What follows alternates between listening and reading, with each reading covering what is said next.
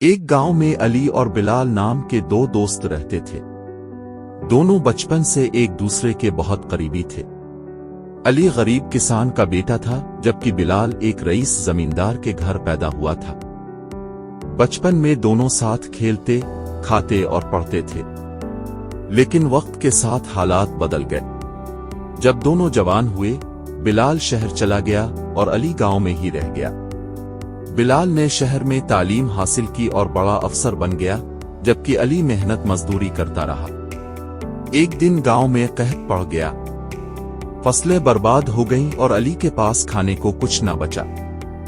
مجبورنہ وہ اپنے پرانے دوست بلال کے پاس مدد لینے شہر گیا۔ جب وہ بلال کے دفتر پہنچا تو دربان نے اسے اندر جانے سے روکا۔ علی نے کہا، میں بلال کا پرانا دوست ہوں، اس سے بس ایک بار ملنا چاہتا ہوں۔ دربان نے اندر اطلاع دی۔